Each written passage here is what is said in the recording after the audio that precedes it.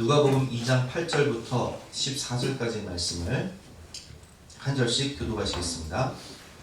그 지역의 목자들이 밤에 밖에서 자기 양떼를 지키더니 주의 사자가 곁에 서고 주의 영광이 그들을 두루비치매 크게 무서워하는지라. 천사가 이르되 무서워하지 말라. 보라, 내가 온 백성에게 미칠 큰 기쁨의 좋은 소식을 너희에게 전하노라.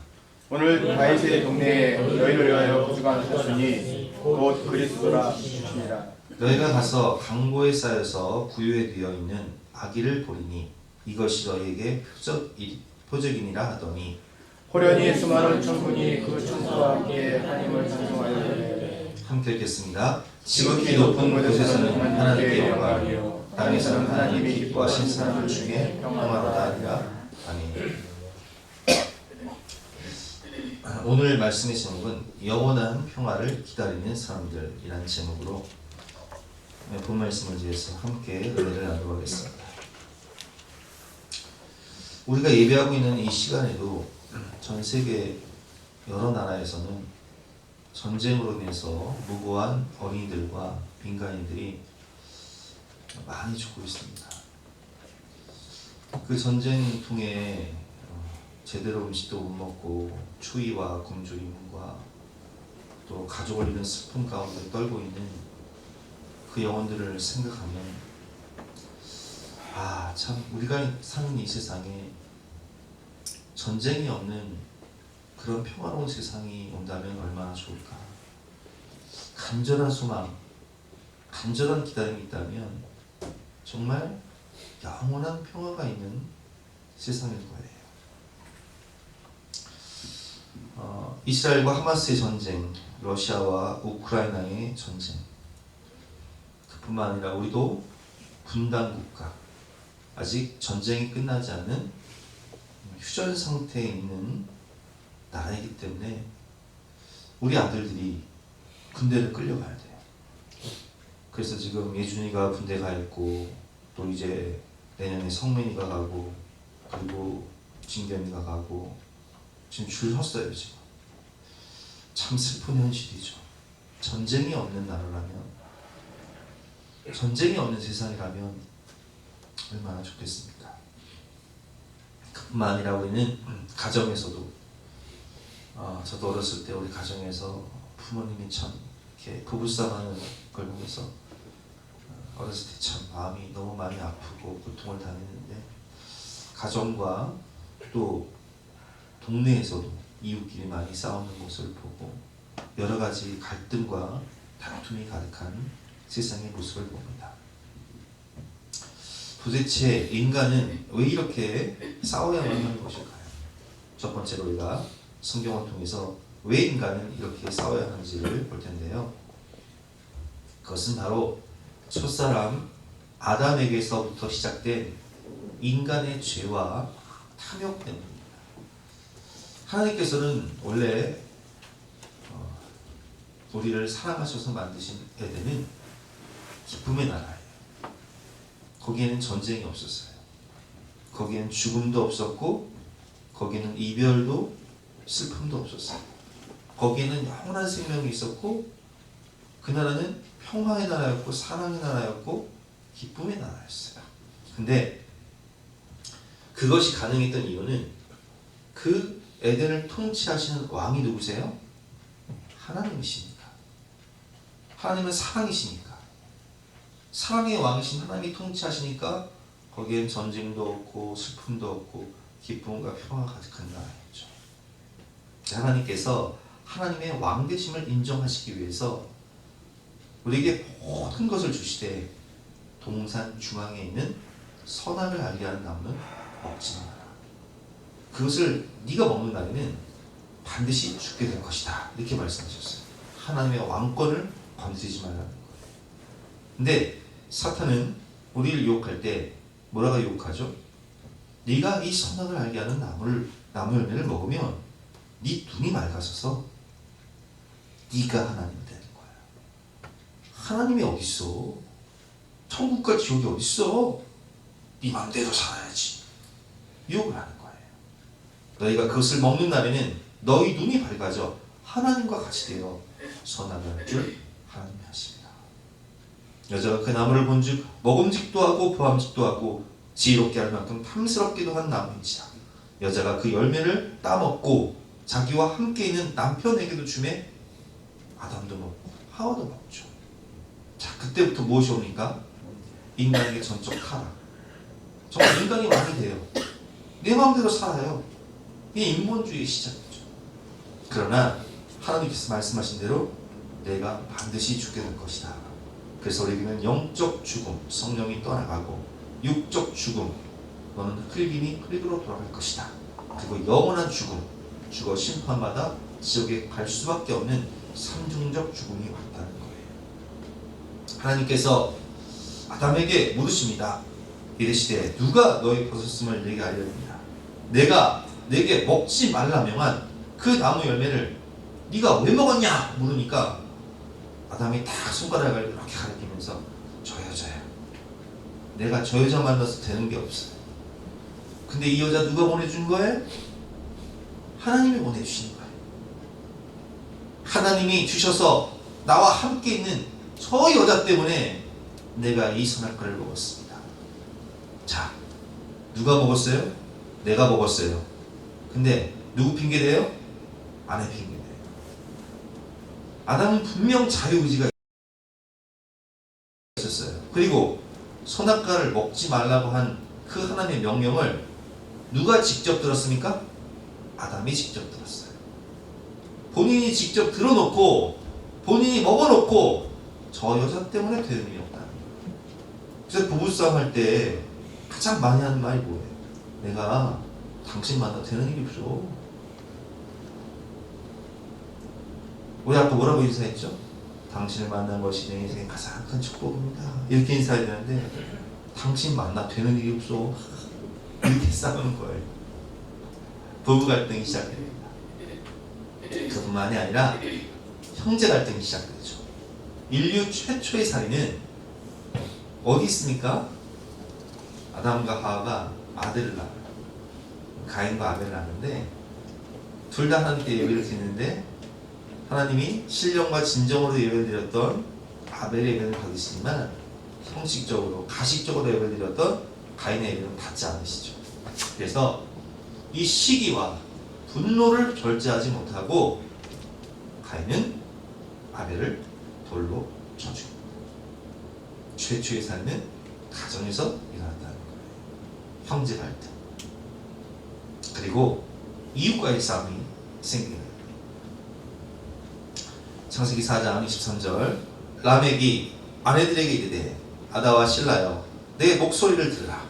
라멕의 아내들이여 내 말을 들으라 하고 자랑을 하는데 그 내용이 무엇입니까? 나의 상처로 말미암아 내가 사람을 죽였고 나의 상함으로 말미암아 소년을 죽였다.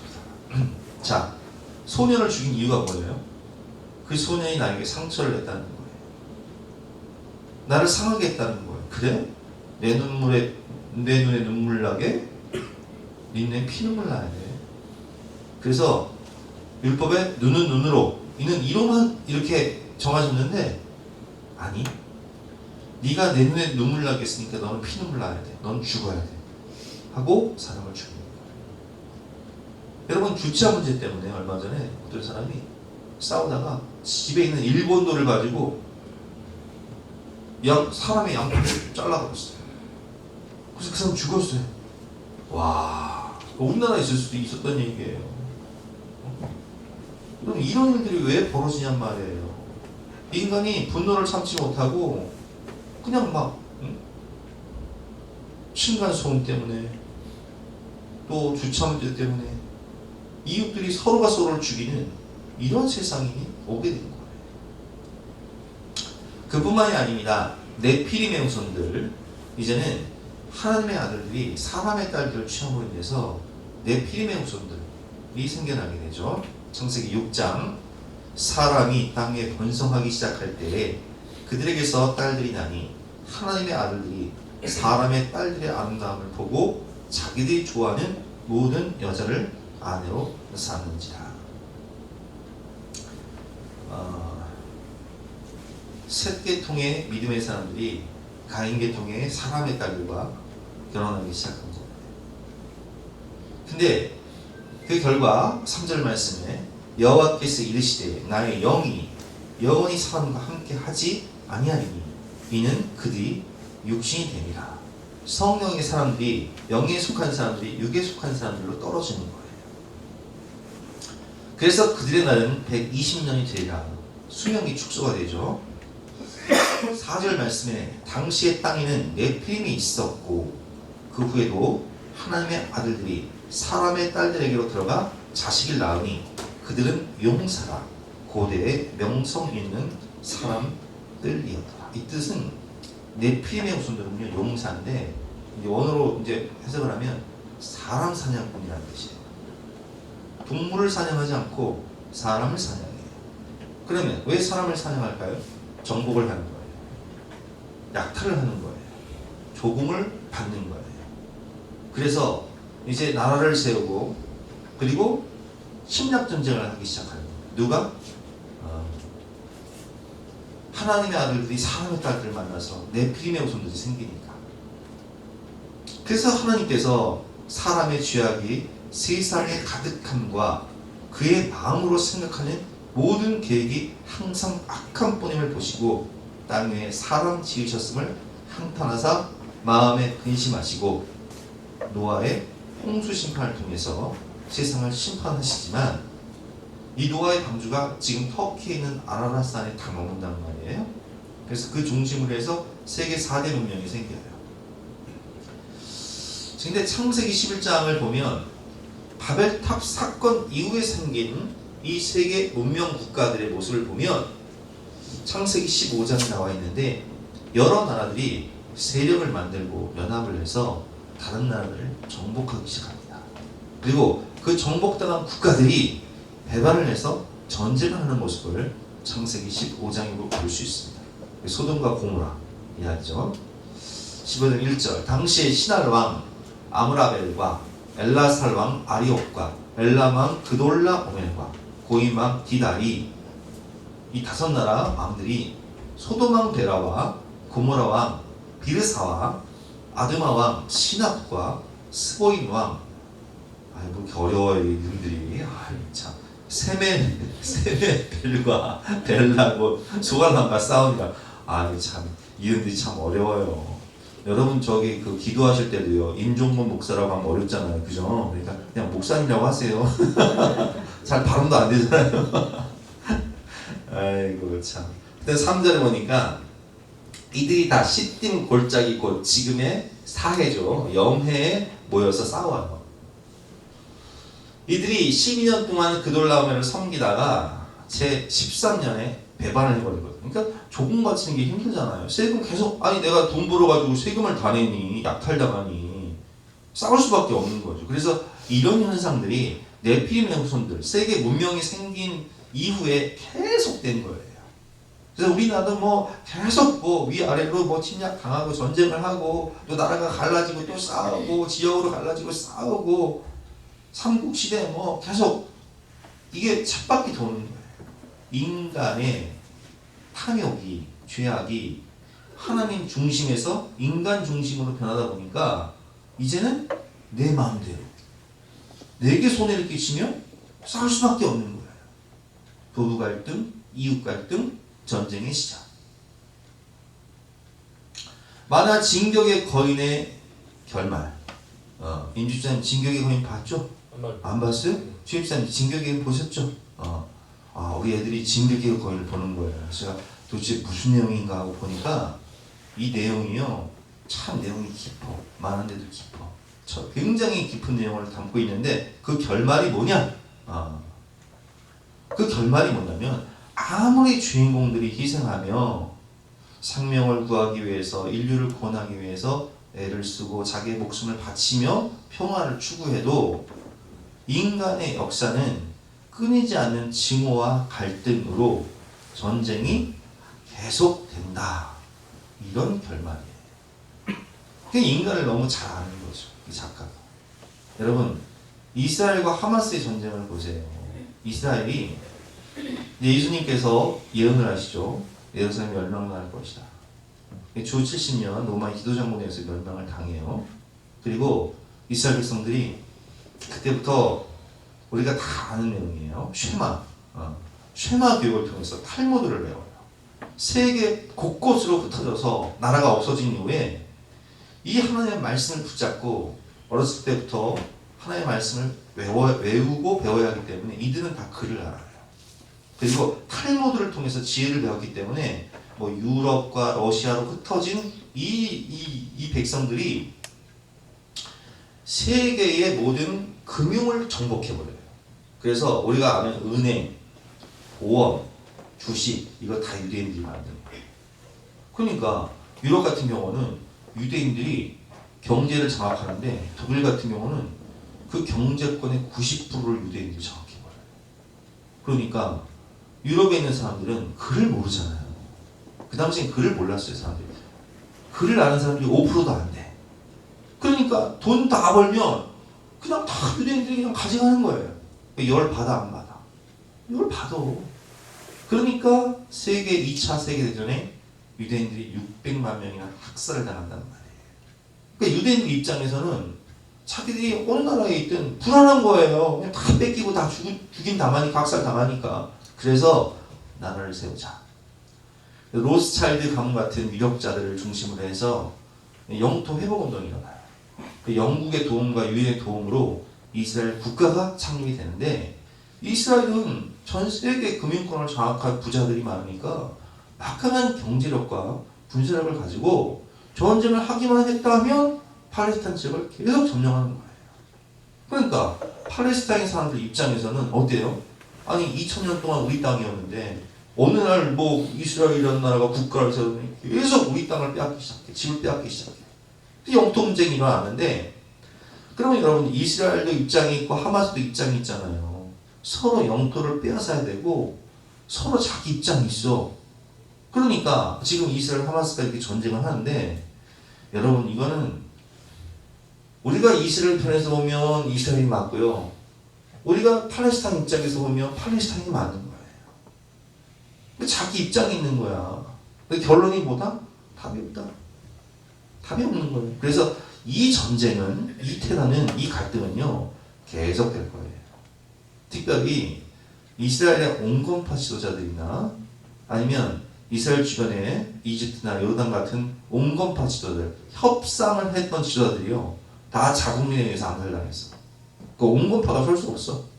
다 강경파로 가는 거예요. 그럼 강경과 강경이 시작했기 때문에 전쟁과 테러는 계속될 거예요. 한마디로 인간이 사는 현실에는요 평화에 대한 답이 없어요. 아무리 협상을 하고 뭐 우리도 뭐 북한과 아무리 협상을 하고 회담을 하고 그가 몇 년 있으면 폐기되고 원점으로 돌아가고 인간의 탐욕은요 끝이 없는 거예요. 인간의 죄악은 끝이 없는 거예요.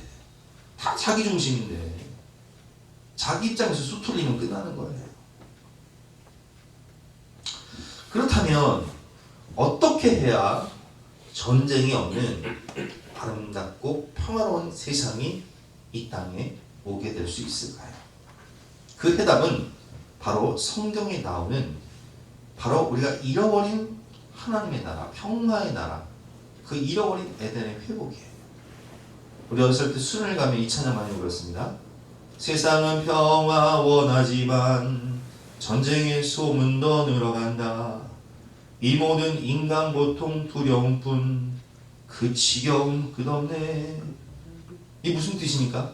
세상에는요 평화를 원하지만 전쟁의 소문은 늘어날 수밖에 없다. 왜? 답이 없으니까. 제가 좀 전에 설교했던 대로. 그러나 주 여기 계시네. 우리가 아들 믿을 때에 그의 영으로 하나 돼. 우리가 아들 믿을 때에 그의 영으로 하나 돼. 하나일세 우리 모두 다.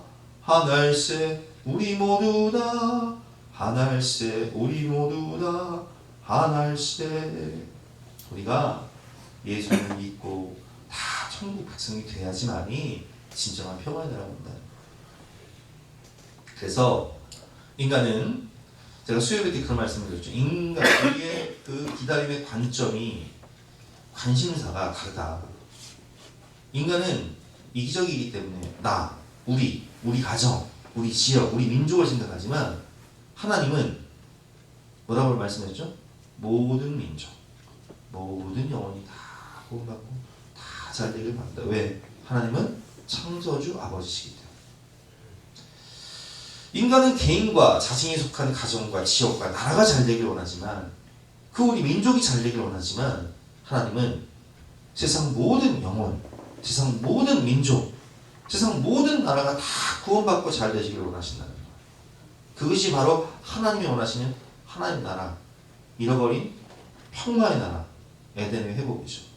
그 에덴 동산의 원형, 평화의 나라의 원형의 모습을 이사야 선지자는 평화의 나라라는 주제로 이렇게 설명하고 있습니다. 그때에 이리가 어린 양과 함께 살며 표범이 어린 염소와 함께 누우며 송아지와 어린 사자가 살찐 짐승이 함께 있어 어린 아기에게 끌리며 암소와 곰이 함께 먹으며 그것들의 새끼가 함께 엎드리며 사자가 소처럼 풀을 먹을 것이며 젖먹는 아기가 독사의 구멍에서 장난하며 젖된 어린 아기가 독사의 굴에 손을 넣을 것이라.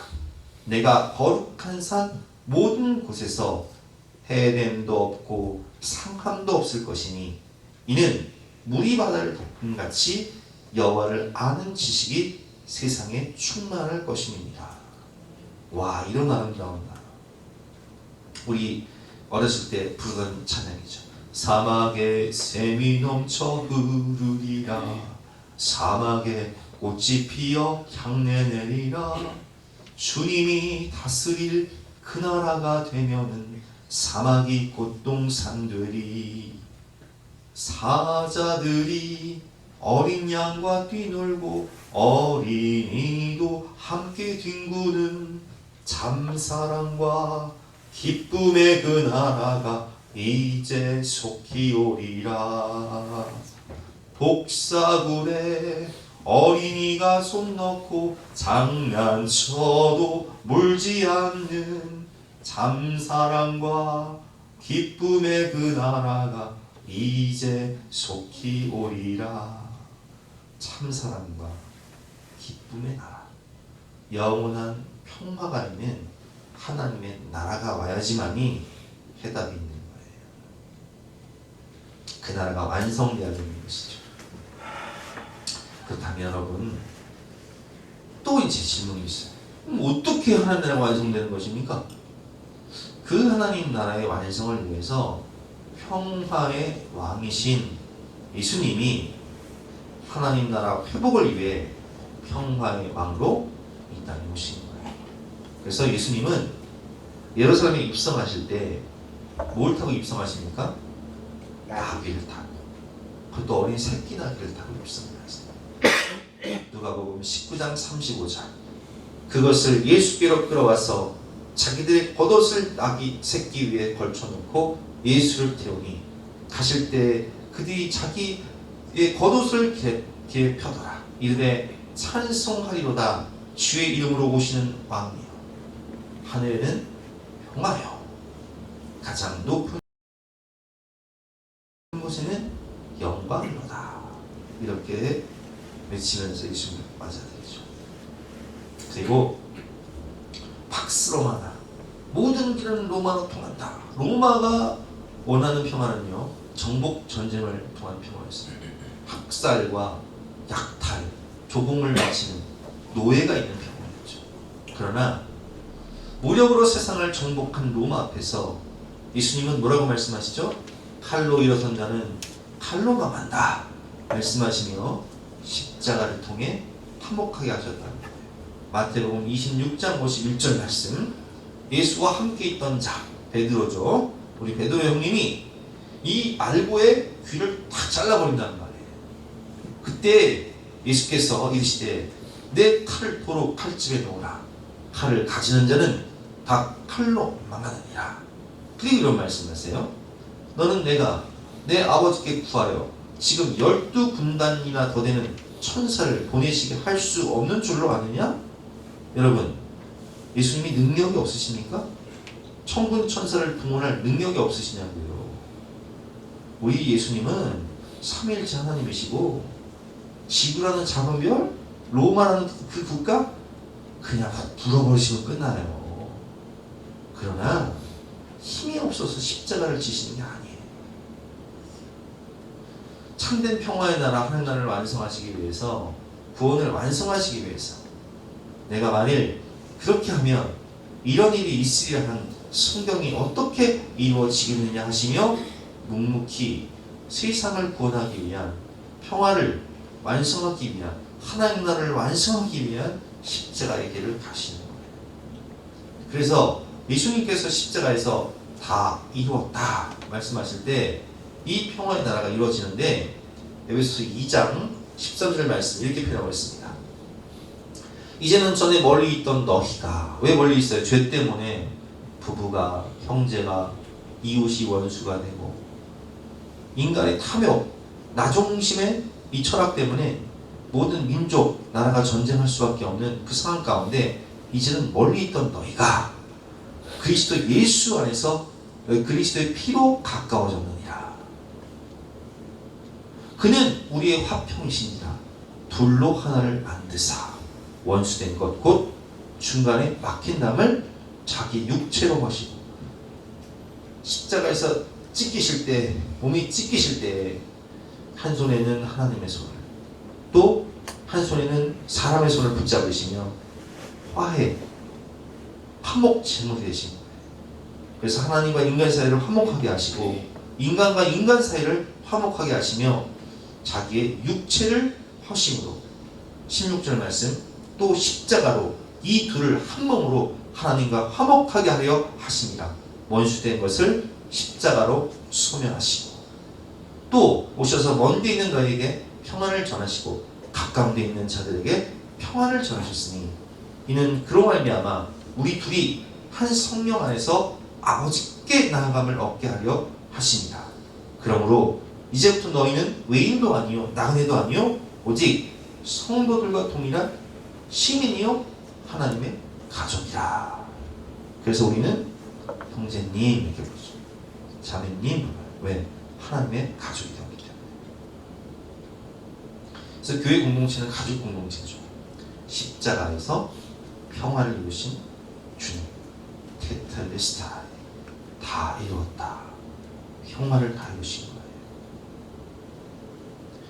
여러분, 갈등과 전쟁으로 가득한 답이 없는 세상 가운데 진정한 해답이 되어 주시고 참 평화를 주시기 위해 평화의 왕으로 오신 예수님, 그분 안에 참 평화가 있고 하나님의 평화의 나라가 완성되어야 영원한 평화가 우리에게 오는 것입니다. 여러분, 희한하게요, 우리가 예수님을 믿으면요, 주 예수 내 맘에 들어와 계시고 변하여 새 사람 되고 망령된 행실을, 주님 내 마음에 오시니까 내 마음이요 평안해져요. 새신자들에게 교회에 오셔서 뭐가 달라진 게 있어요? 물으면 대부분 이렇게 말씀하십니다. 목사님, 제 마음이요 평안해졌어요. 희한하게 신앙생활을 이제 오래 하다 보면 부부싸움을 안 해요. 정확히 말하면 부부싸움을 하긴 하는데 금방 화해를 해요. 왜? 자기 성찰 지수가 높기 때문에. 우리가 코로나 때문에요, 영상 예배를 드린 적이 있어요. 수요 예배를 영상 예배로 드렸어요. 그랬더니 어떤 분들이 저한테 이런 얘기해요. 목사님, 예배를 못 드리니까요, 왜 이렇게 가정에서 싸울 일이 많아요? 왜 그럴까요? 예배를 드리면 누구 중심이에요? 하나님 중심의 마음이 생겨요. 하나님의 시선, 하나님의 마음을 보죠. 근데 예배를 못 드리면 누구 중심이에요? 내 중심이 돼요. 그러니까 싸울 일이 많아져. 내 감정 따라, 혈기 따라. 희한하죠? 예수님이 우리 가정에 왕으로 오시면 가정에 평화가 넘쳐나요. 화해하고 용서하고 용납하고 품어주고 위로하고. 예수님이 우리 교회 왕으로 오시면 교회에 평화와 기쁨이 넘쳐나고 화목하게 됩니다. 그래서 교회는 항상 하나님 중심, 말씀 중심으로 그렇게 가면 싸울 일이 없는 거예요. 예수님이 온 세상의 왕으로 오시면 어떻게 될까요? 이 온 세상이 평화의 나라, 사랑의 나라, 하나님의 나라가 되는 것이죠. 다니엘서를 보면 하나님이 다니엘에게 환상을 보여주십니다. 2장과 7장에서 네 짐승 환상인데 그 네 짐승이 의미하는 것은 바벨론 이후에 바벨론을 무너뜨릴 페르시아라는 나라가 세워질 것이다. 그리고 페르시아라는 나라를 무너뜨릴 헬라 제국이 세워질 것이고 헬라 이후에 네 왕이 세워질 것인데 그 나라를 또 로마가 통치할 것이고 그 강력한 세계를 정복한 로마 뜨인 돌이 다 나타나서 큰 산 뜨인 돌이 다 그 로마를 무너뜨리죠. 그 이후에 펼쳐질 영원한 나라가 있으니 그 영원한 나라가 곧 하나님의 나라. 그래서 여러분 찬송가 가사처럼 세상 나라들은 멸망당하나 천년을 지배하던 로마도 다 멸망당해요. 중국을 통일한 진나라도 멸망당해요. 여러분 세상 나라는 잠깐 있다 사라지는 하나님의 관점에서 보면 잠깐 있다 사라지는 나라들이에요. 그러나 하나님의 나라는 영원한 것입니다. 영원한 평화의 나라, 하나님의 나라. 그래서 예수님이 다시 오실 때 하나님이 완성하실 하나님의 나라는 바로 새하늘과 새 땅인데 우리에게 임할 하나님의 나라, 새하늘과 새 땅은 어떤 나라일까요?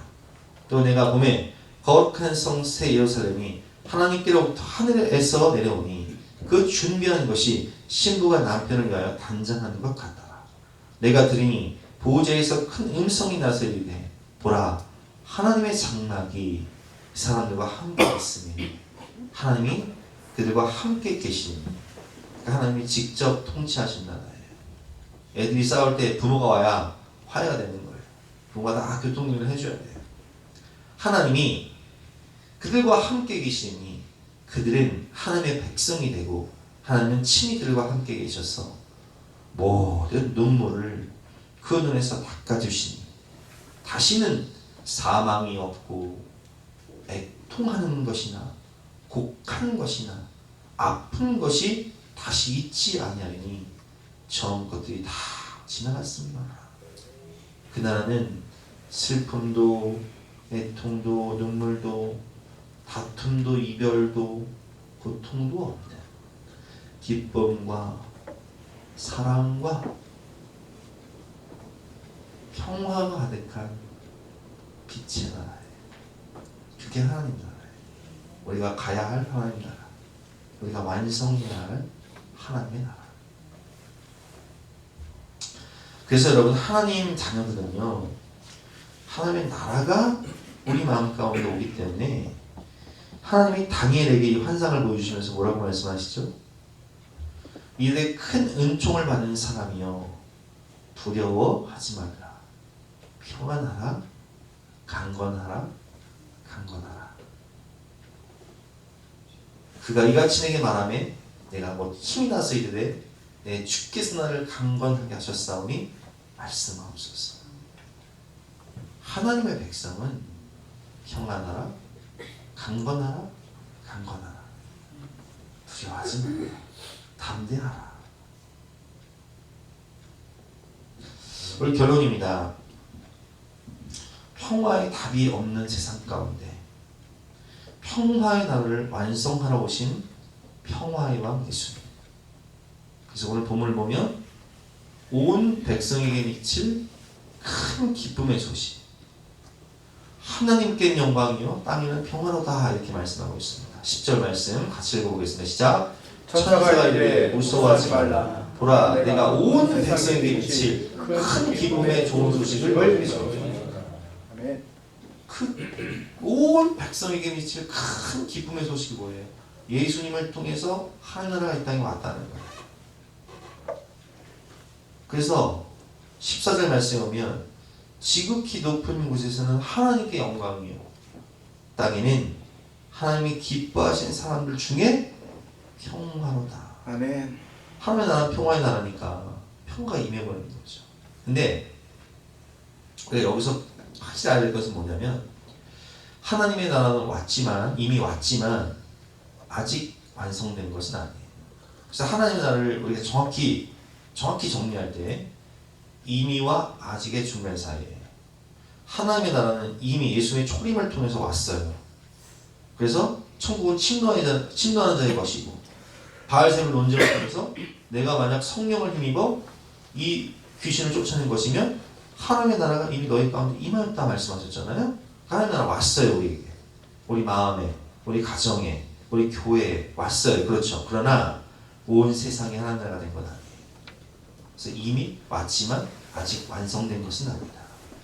아직 완성되지 못한 평화의 나라, 우리가 누리고 전해야 할 하나님의 나라. 그래서 이미 시작된 하나님의 나라를 우리는 누려야 돼요. 평화의 왕 예수님을 마음에 모시고 삶 가운데 참된 평화를 누리고 또한 저 영원한 평화의 나라 하나님의 나라를 소유하며 누리며 살아가야 돼요. 두 번째로 아직 완성이 안 됐기 때문에 그러나 아직 완성되지 않은 하나님의 나라를 이루기 위해서 이 평화의 복음, 기쁜 소식을 전하는, 그래서 하나님의 나라를 완성해 나가는 저와 여러분이 되시기를 주님의 이름으로 축원합니다. 아멘. 우리 주신 말씀 붙잡고 기도할 때 내 영혼이 그 깊은 데서 가사를 깊이 생각하면서 함께 찬양을 하겠습니다.